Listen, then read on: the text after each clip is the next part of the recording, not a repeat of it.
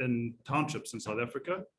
And obviously well, not obvious, but we had a lot of difficulty when it came to the monitoring of the project and the issuance of carbon credits. And let's just say that innovation is sometimes born out of necessity. And I just want to recognize as well, you often see that there is a Food and Trees logo there and a Prometheum Carbon logo, but there is a large team of people behind this that have put in years and years worth of work. And I can only express my gratitude to everyone, Robbie and your team, internal at Food and Trees. I know how much work everyone has put in, so thank you very much. I think one of the things to mention today, and it's going to be a theme, is that often carbon standards and things like this are built around community. So welcome the first community of the ICS. And I think from here on, you're going to see this community grow and you're going to be able to see amazing things. I think the future of the standard is just, it's not even in question, really. It's something that we need here in South Africa. It's something that the world needs. And as Robbie will mention just now, there are certainly, we feel that we have something that literally no one else in the world has right now. And I'm really appreciative that all of you joined us today for this launch. So I guess some housekeeping and I'll come back. Thank you very much. I'm sorry that the original venue did not work out for us. I don't really want to go into details. You've probably heard already, but thank you for coming across already. It kind of shows, isn't it symbolic really, of the need for something like this in the world. So Robbie is going to give a presentation about some of the things that have happened in the past few workshops and some of the decisions that have been made, as well as some of the future requirements that basically we'll be looking at with regard to the standard. And then we're going to have a panel discussion. And then I'm hoping that there's a bit of networking that goes on afterwards, because there is a very small community that is involved in carbon in South Africa. And I would say that the majority of them are either in this room or watching this presentation right now. So thank you again. Welcome, everyone. And Robbie, I'm going to hand it straight to you.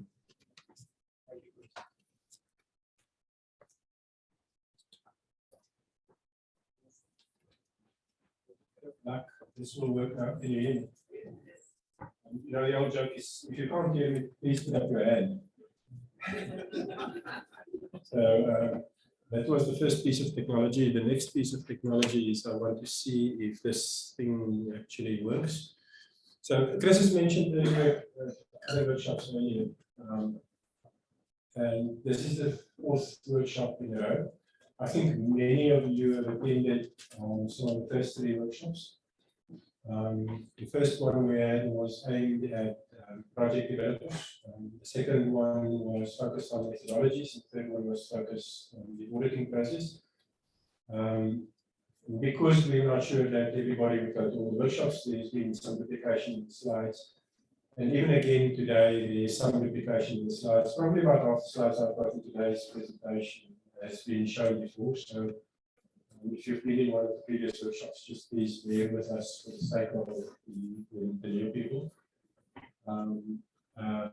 Yeah, that's some background.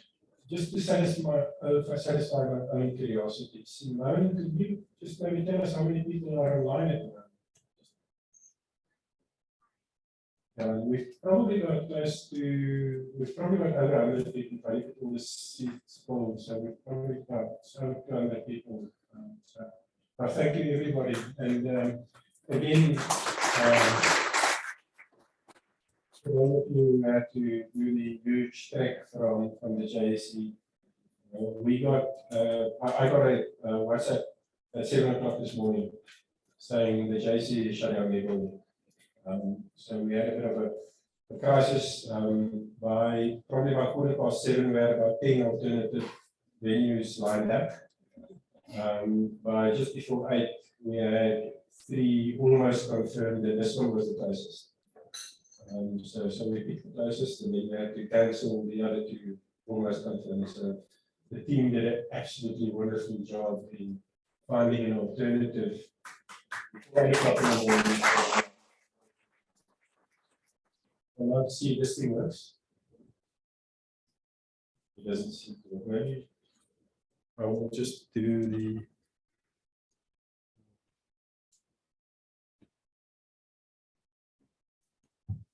So, sorry, just give me 1 second.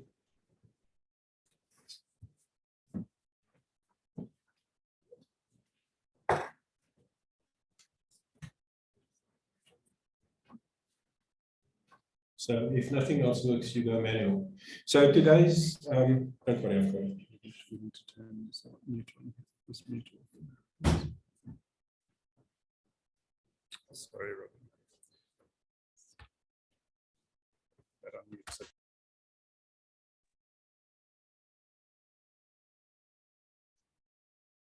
Thank you. Thanks. So yeah, basically. Oh, Robin can't see his screen.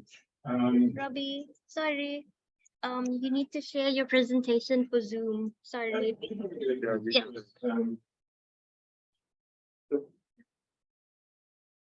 Okay, guys. And we've still got some people. This is part of the team that was stuck at the JSD redirecting.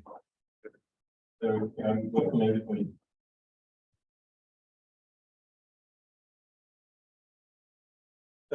We normally use different program to do this type of thing.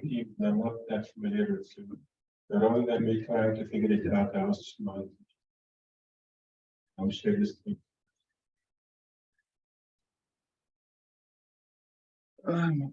That's good. Well, blue collar is not excluded. You need to share the presentation, Simone. This is all the stuff we tried to sort out earlier this morning.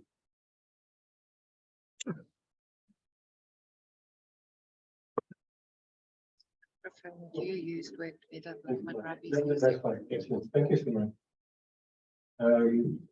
So, as I said, we'll do a little bit of a. There's some repetition from the previous presentations. But the first of all, that's why we took the trouble to do this work. You know, the old saying, if it ain't right, don't fix it. It's not that the old system wasn't okay. And then we'll do a summary of the new approach, and then we've got, I think, 1 or 2 slides on the way forward. And the whole purpose of today is to talk about the way forward. So those of you who are online, if you need to do some multitasking like I often do when I'm on the call, please do your multitasking early in the presentation. Another screen which you can show. So the motivation to develop a new program. When we look at the legacy system, it sounds like the online guys can see us.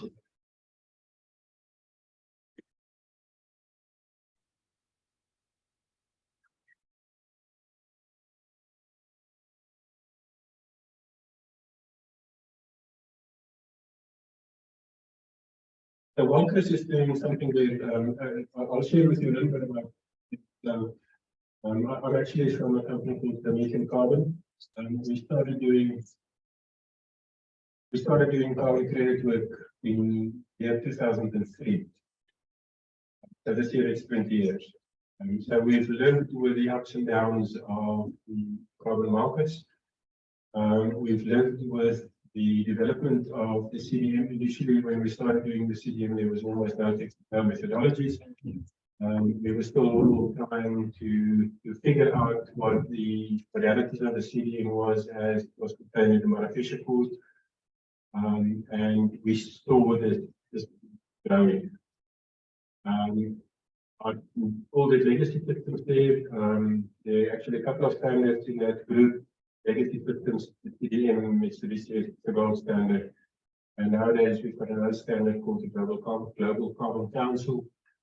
That's basically a West carbon copy of some of the old systems. They've all got some very fundamental. Those of you who've been active in the CDM carbon market will know about this. Hi, welcome. I just want to, I mentioned to you earlier that we had a couple of, and sir, can you just talk there? I'm going to embarrass you, please. We had a couple of alternatives lined up when we got the message, and one of them was EMS. Mansoor got, before 8 o'clock this morning, the Chief Operating Officer of the largest group in Africa on the line to help try and help us. And I just want to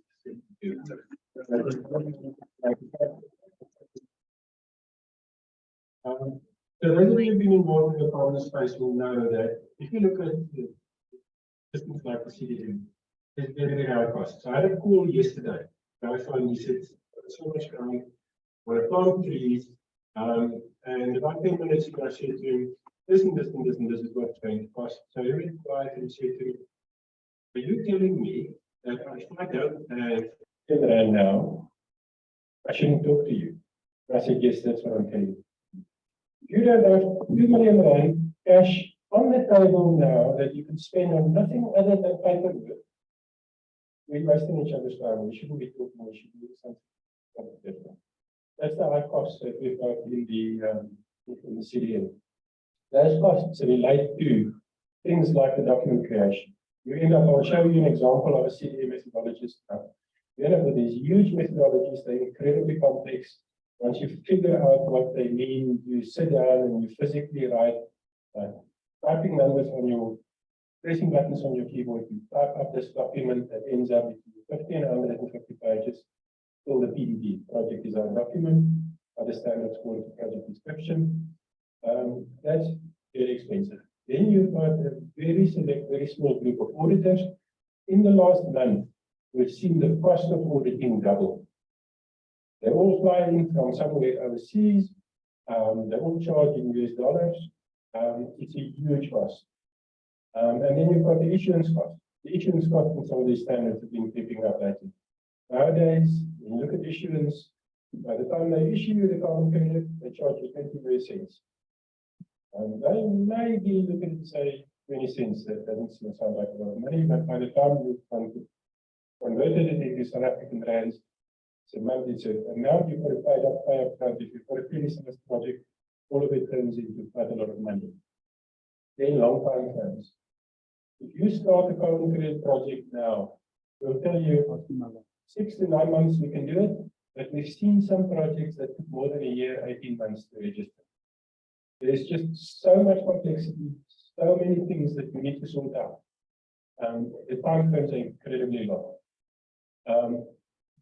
I put in this, the CDM part I put in, thing doesn't really have a, oh, there is a point.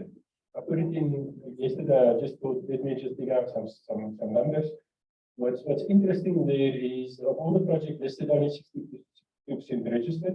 You must know the projects that are listed on the CDM website has already been filtered. That's probably about a quarter of the potential projects. The other thing that's interesting is the average size of projects was 143,000 tons of CO2 per year. That's a massive project. If you don't have a large project, it doesn't make sense to look at these standards. Your project has to be of sufficient size to be able to carry a huge overhead. Out of these 13,000 projects that listed, only 8,000 actually registered. And then the interesting thing, somewhere up to 9%.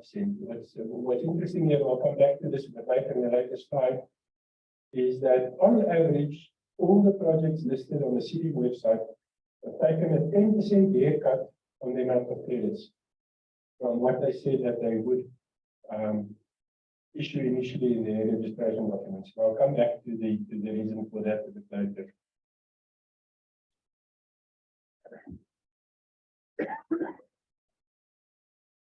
So if we then just move on.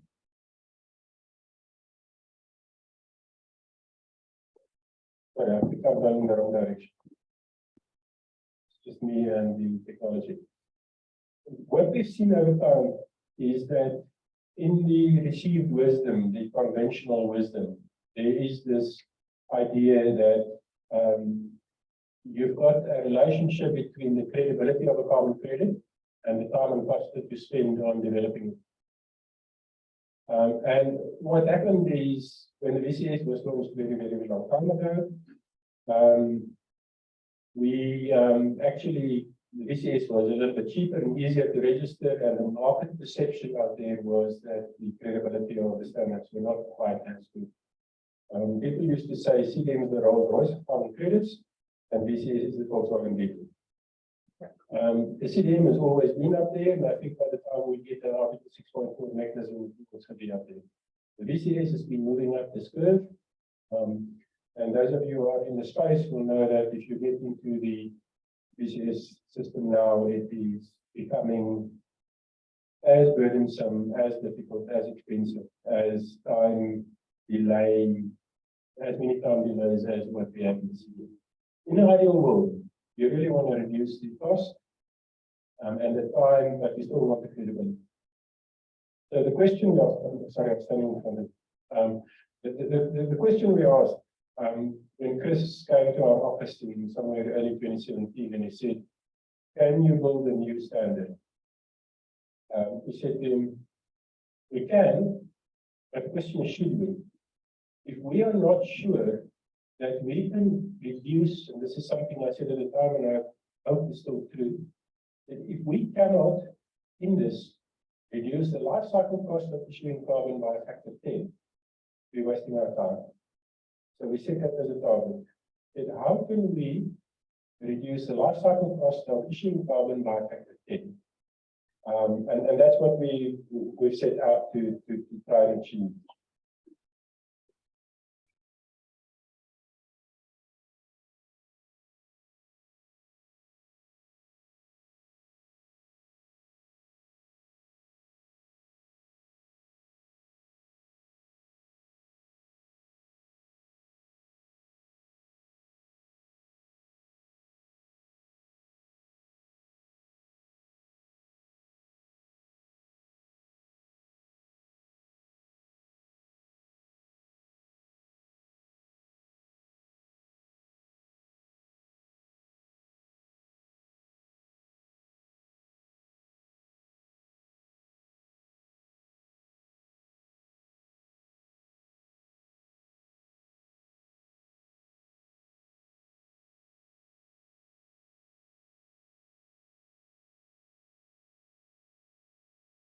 The photographs, but it will be uploaded.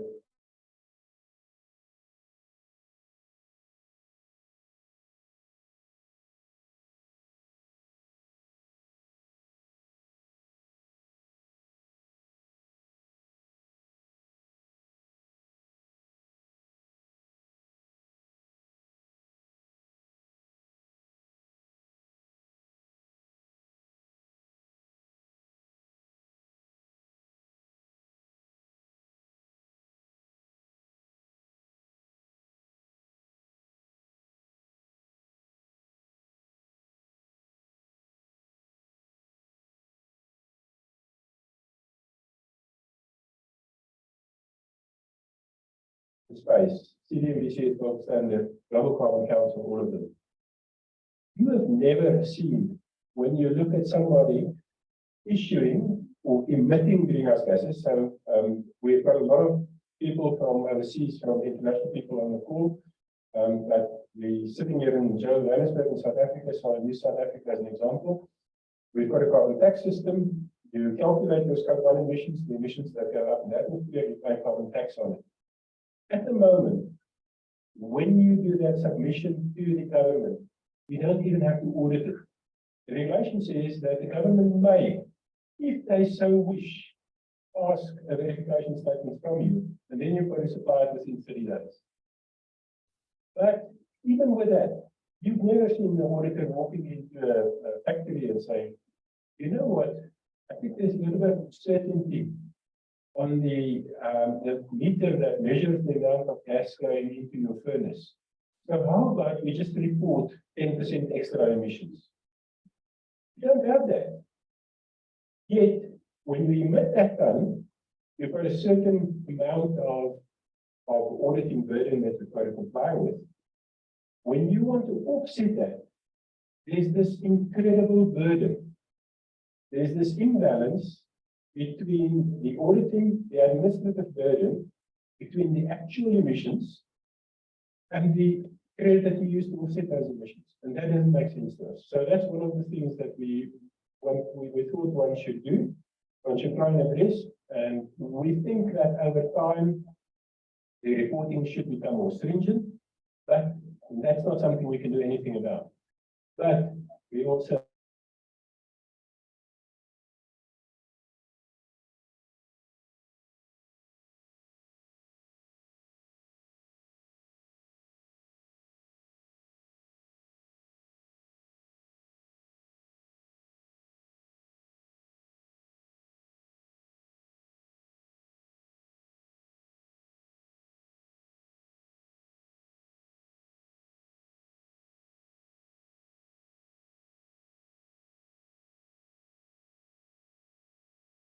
for errors.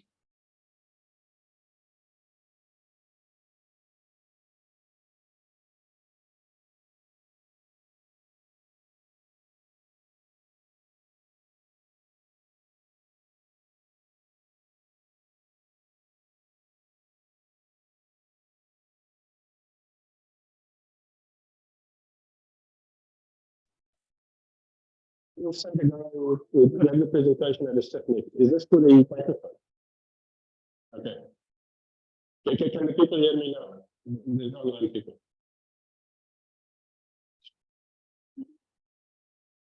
So, can I hold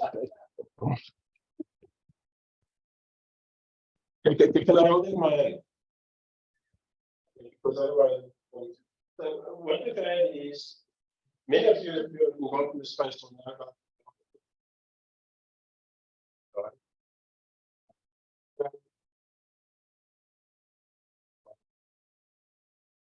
According to them, erroneously included.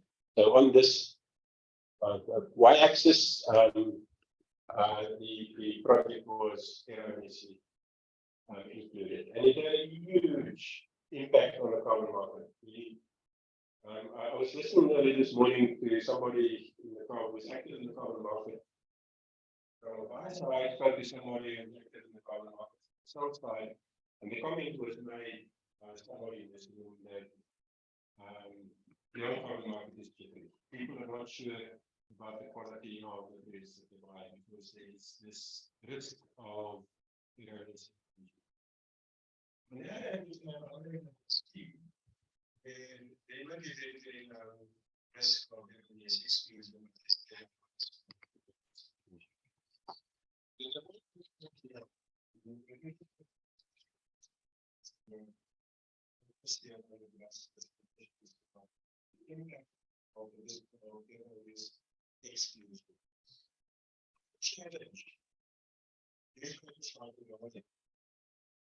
Journalists who say that they the people working on the damage that was done to the atmosphere of the planet by excluding projects. Sorry about that. By excluding projects.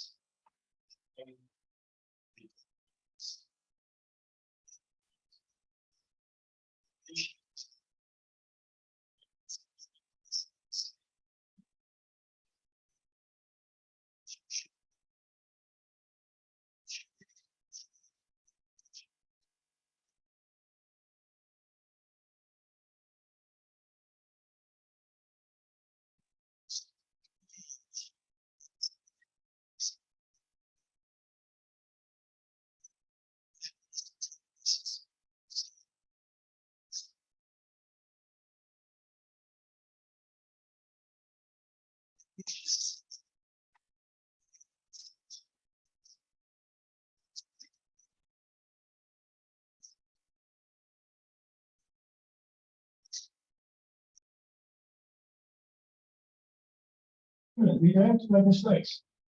If a journalist digs out the project somewhere and say this thing should never be included. So yes, we acknowledge it. Let's go and fix that. Let's not take down the whole system.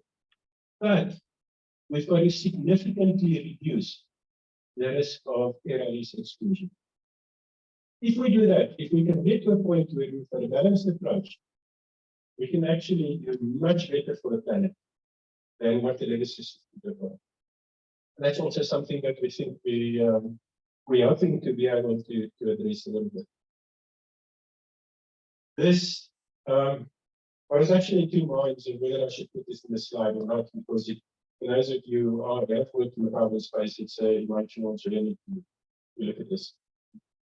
I picked a CD methodology called ACM 0012. One person in the room has actually tried to register a project using that methodology. At Prometheum, we've registered 2 projects. One was actually registered in issue periods, the other one was withdrawn. I will run you through that quickly. So basically, the methodology consists of we will use this file, the scope, applicability, stuff like that. Then you go to your baseline. When you do your baseline in terms of this methodology, you've got to select from 6 alternatives in the baseline for waste energy generation, 12 alternatives for electricity generation, 14 alternatives for regeneration, and 8 alternatives for mechanical energy generation. So you sit down, you write this document called a PDD. Then you have to explain in your PDD why you picked one of those and not the other. You sit down with the auditor, and the auditor says, actually, yeah, you're looking at electricity generation, but I think option number 8 was more applicable to you than option number 6, because it's not that clear. You spend a week with the auditor trying to do that. In the meantime, the participants don't explain hour by hour by hour. It just makes it so time delay, so expensive. Then you go into additionality, line. These are some tables, not all of them, that I've copied out of the additionality section. The additionality section says, if you have that option and that one and this one, then this is how you're going to do additionality. And again, this becomes hugely labor intensive. Going to baseline your emission calculations, you've got to pick your equations that you use, and you'll end up with 2 or 3 or 4 of them. There's a list of 46 equations that you put.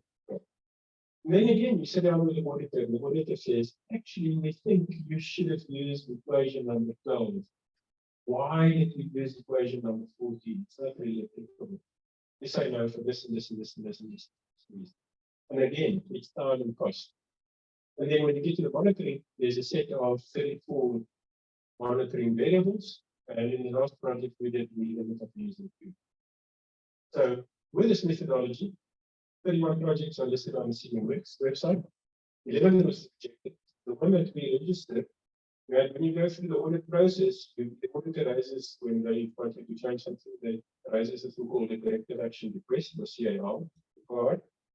We had, I think, 105 corrective action requests on that PDB. It's the biggest one we've ever done. The registration of that project back in 2010, 2011 took us over 2 years to get through. And using this 6 was withdrawn, of which we've got one in the room today that you are welcome to talk to if you want to. Although it wasn't withdrawn for the CDM sake, I think. Okay. I want to move on to the next section, but as we've done in the previous couple of sessions, just to give myself breaks my own personal benefit. If anybody has got any questions on the part that I've just covered, please let's have a bit of discussion. And then if not, I'm looking for hands or questions from online from Simone.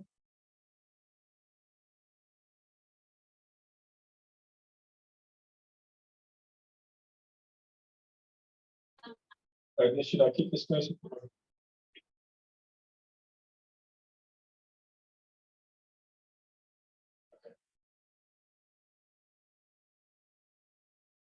If I stand here, the people will shall I activate the unmute the laptop?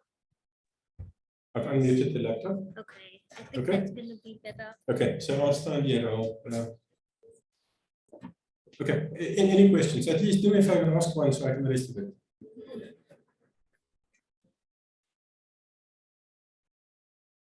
There is one question. Yes, when you refer to auditors, what is the big 5 Yeah. So what happens is each carbon standard accredits certain auditors under different schemes. The CDM, for instance, have got a group of people they call designated operational entities, or DOEs. In order to be able to audit a CDM project, you have to be accredited by the United Nations as a designated operational entity.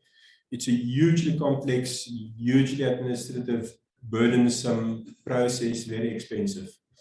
For that reason, only the very large companies globally have registered as DOEs. You've got the likes of the TÜVs, DNV, SGS, those type of people. We do have a very large number of CDM projects come out of India, for instance. So in India, there's a couple of domestic auditors. We did have one in South Africa. Unfortunately, they actually relocated to India. It was a company called Carbon Check. If you look at the VCS gold standard, they've also got very specific requirements for auditors. Does that answer your question? No, in South Africa, we don't have anybody locally at the moment, and they are limited. If you have to count them, you would probably need the fingers on 2 human bodies to count all of them globally.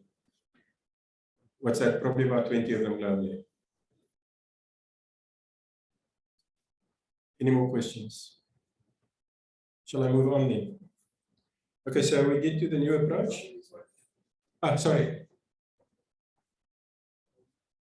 You said earlier in the presentation, if you don't have 2 million rand cash, you can forget about it. So that is an enormous barrier to entry. How does one bridge that? That's the purpose of today. Welcome. I'm so glad you came. That's what we're trying to do. And I hope that when I tell you now how we approach it, how we approach the methodological issue, the technology platform that we've built, I hope that I'll be able to answer that question. It is very complex, so I might not be able to do it completely, but that's a very good intro to the next section of the presentation. Shall I move on then? So when we look at the new approach, basically 2 main areas. First of all, looking at the principles and the governance, and then to look at the technology platform to see what happens there. So on the principles and governance, the elements that we've got. So one of the reasons I like standing out there is because I can actually read on the screen. If I stand here, I must put up my glasses. If I put up my glasses, I can't see you. So first of all, I showed you that example of a CDM methodology. That's probably one of the more complex ones, but it's definitely not the most complex. Some of them are much simpler and easier to use, but in general, they are sort of varying. So what we've done in the approach to methodologies is we said, whenever you've got a new project type, you have to have an approved methodology before you can register a project, because the methodology gives you the template according to which you must draft your project documentation, your monitoring plan, and the calculation of the emission reduction. But in a lot of these methodologies, many components are reused. So why don't we just break it up into components? We say you fundamentally got 4 + 2 types of methodologies that every single project must use. And I'll get into them a little bit later, but the idea is to change the whole approach to the methodologies, because that becomes the recipe that you use. If you use a simpler recipe, then you can significantly reduce the burden in the development of the project. The next is documentation. So this huge cost that you pay, a lot of that relates to the generation of documents. And the reason it's so expensive is the process is so complex and it takes a lot of human hours to actually do that. So we asked ourselves, why don't we automate the document creation? The CDM was conceived in 1996 at the Kyoto Protocol. It was operationalized in 2003. The rules were written in 2001 at the Marrakesh, in the Marrakesh Accords. This is so 1996. Why don't we have a look at nanotechnology, what we've achieved? We can actually build the code that executes what we call smart contracts to just automate the generation of these documents. Data collection. The way the CDN works is you go, you run your sophisticated plant, you've got your sophisticated smart meters, they measure the data on 30-second intervals, they aggregated it into 30-minute or 1 hour or 1 week or 1 month data sets. Then what you do is you take a human body, you put a memory stick in his hand, you send him out to the plant, he plugs it in somewhere in the machine, he downloads the data, he goes back to the office, he exports that into a spreadsheet and he certainly does the spreadsheet calculations. That takes time, it introduces the possibility of human error, it introduces the possibility of fraud. Whenever there's money, there's fraud possibilities. So we said, why don't we use this fancy thing that grew up in the last 10 years that we call the IoT, the Internet of Things. We automate the data collection, we take a lot of these things out of the equation. And then the emission reduction calculation. Why on this planet should any human being do a manual calculation of an emission reduction calculation if you look at the technologies we've got available? It does not make sense. So we said if we look at these things, then maybe we should be able to then reduce it and achieve these objectives that we set. No carbon program can work without governance. At the end of the day, there's a couple of things that come in with the governance, because you'll remember that very first graph, we've got cost versus credibility. We want to maintain the credibility. And in order to maintain the credibility, we need these things. We need accountability. We need to have an independent body that is accountable, and you need transparency. You need to know exactly how we do it, and then you need the quality in the carbon credits. The quality in the carbon credits consists of environmental integrity, social integrity, and economic integrity. If you don't bring those things together, everything on the slide, all the way from the accountability, transparency, and the quality, then you're wasting your time. Then what would happen is you would drift down on that scale that talks to the credibility of the credits. Without all of these, sorry, this thing now automatically worked.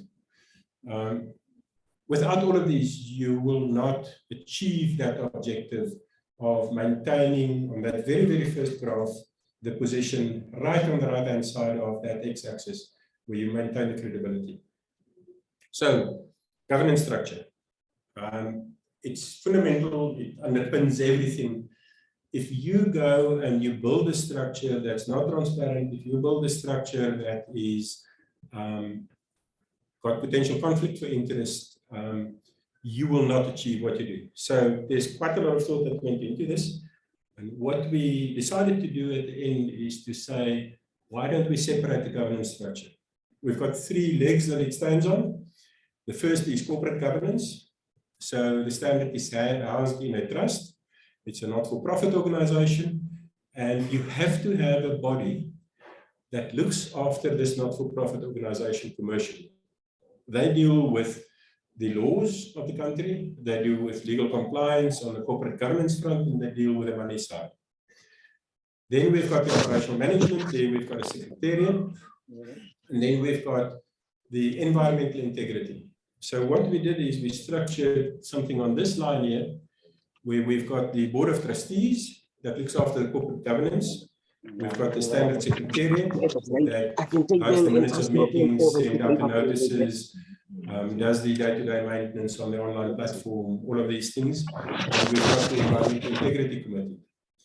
The way it's structured is in the board of trustees terms of reference. It says that the board of trustees have got 0 influence, that's a big, big 0, on anything and any decision that will impact on the environmental integrity of the standard.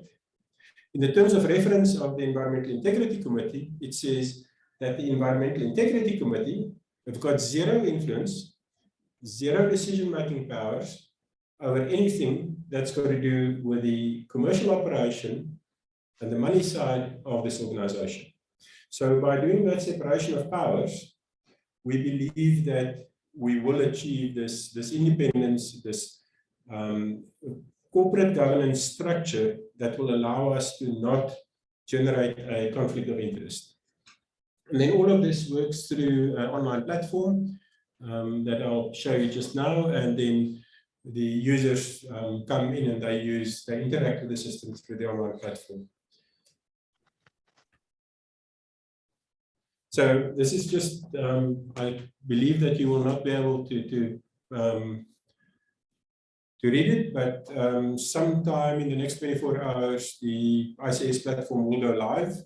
And these are documents that you'll be able to download. It basically deals with the standard itself. That's this one. And then we've got the terms of references of the Environmental Integrity Committee, Secretariat, and bodies like that. And then we've got some guidance documents. Now, please, when you look at it, we do have a public comment period, and I'll get to that a bit later, that runs for 2 months now. Those documents have been through quite a lot of iterations within our team, but everybody here will know that we are actually humans, I think, some of us. No, we're all humans. And humans tend to get tunnel vision. We tend to convince ourselves of certain things.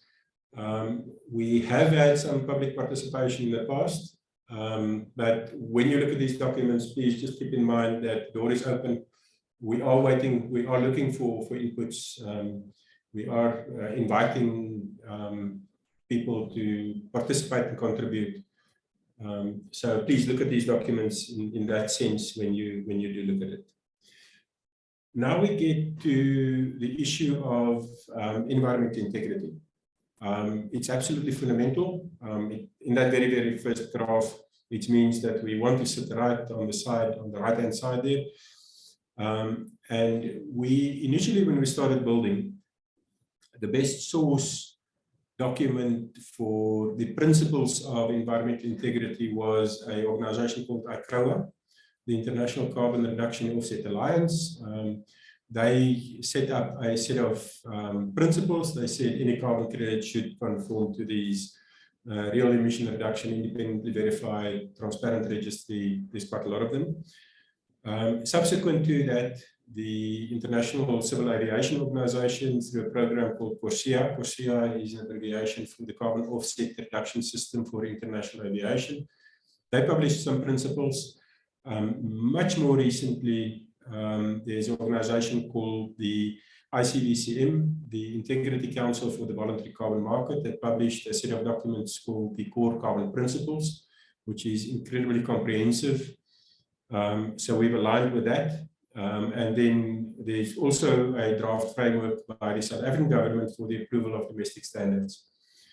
So we have benchmarked the ICS against these documents. As I mentioned initially, we worked off the ICROA document.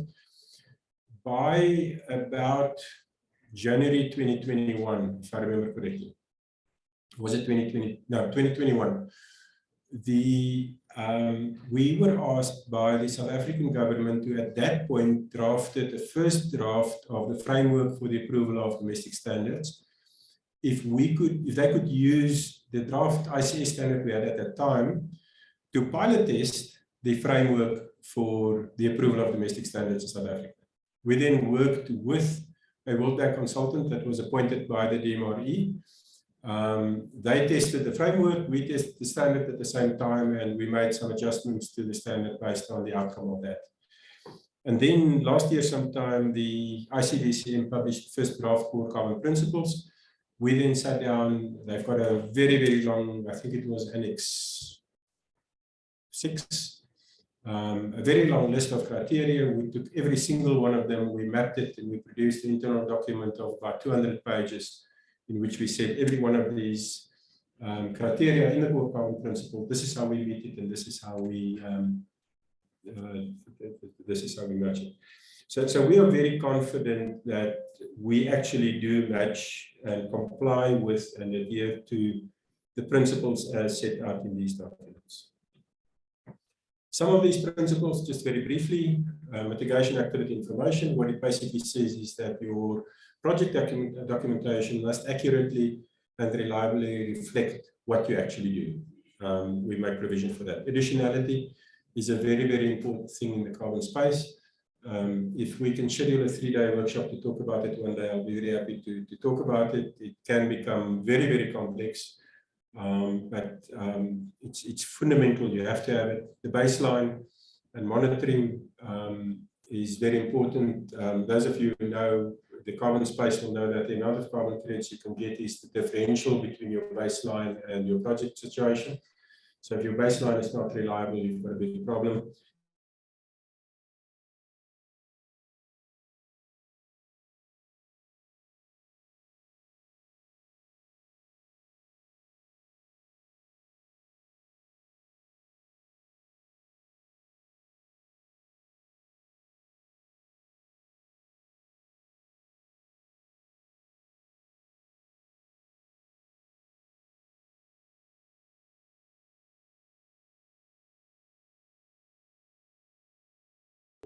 Public funded operations in Europe. And they've got a very rigorous set of guidelines on how you can actually prove that do no significant harm. And then fairly recently, in the update of the core carbon principles then also introduced a requirement for the Cancun safeguards for land-based projects. So we have included that as well.